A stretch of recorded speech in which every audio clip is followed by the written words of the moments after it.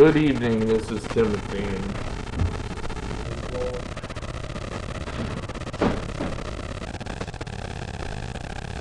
Fine about that. Well, guess what happened today? Well, heard that Keith Olbermann was fired from his job that he loves at Current TV. Well, another media based out in New York City that we're not going to tolerate. Well, Occupy Wall Street and places in between, Occupy everywhere, 98% are paying attention. Stick up for Keith Olbermann. He was wronged by the media. He's our messenger. And I understand we're not going to put up with this crap, are we? If you say no, then protest in front of their headquarters. And protest against the media in general, because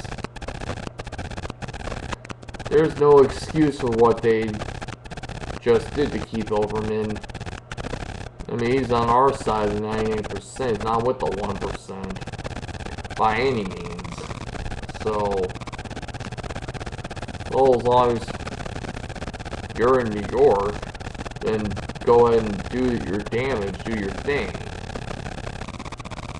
Even if you're not, go and tell him to condemn this firing, because he's just doing his job. I mean, why be so hard on Keith Olbermann? I mean, that was a little bit mean of what they just did in Current, and they took him in while they let him go at MSNBC. I'm telling you, don't trust the media. I'm trying to get some manuscripts through a couple media outlets and on my own important work, but they say they don't have the time or patience for you. You don't matter. Well, it's time you... This is why we had to go after the media, and we still do.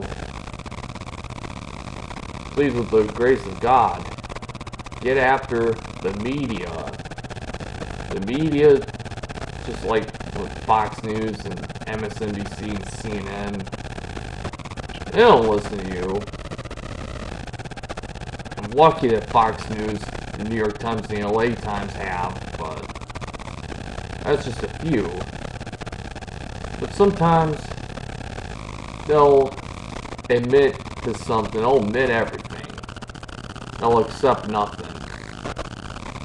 Well, it shows that they admit Keith Olbermann deserves to lose his job. They don't accept him in. Sounds like if you had a father, he admits having you as a son, he won't accept you.